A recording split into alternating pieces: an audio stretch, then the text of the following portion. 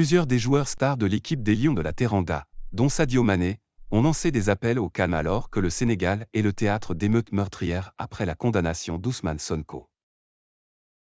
Trop de sang a déjà coulé depuis 2 ans.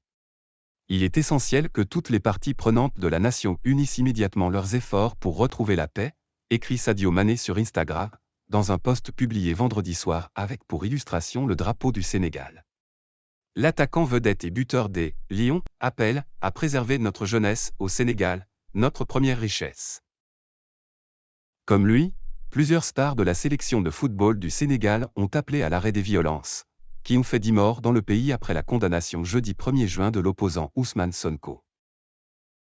Abdou Diallo, défenseur de Leipzig, en Allemagne, a ainsi regretté sur Twitter que le sang coule à flot et que la situation se dégrade dans le pays. Il a invité ceux qui peuvent régler les choses à le faire au plus vite indépendamment des opinions personnelles, car des vies sont en jeu.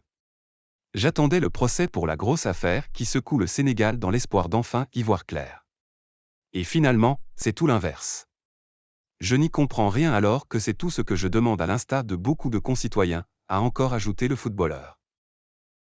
Un appel similaire est venu de l'attaquant Famara Diédhiou, de Grenade, un club de 2e division espagnol promu cette année en Liga.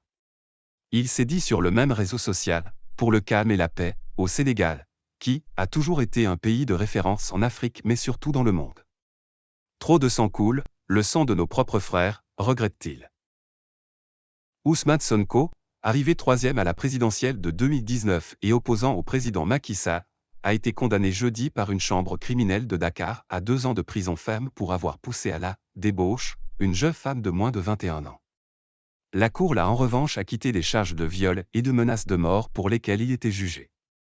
La décision paraît, au vu du code électoral, entraîner son inéligibilité à l'élection présidentielle de 2024.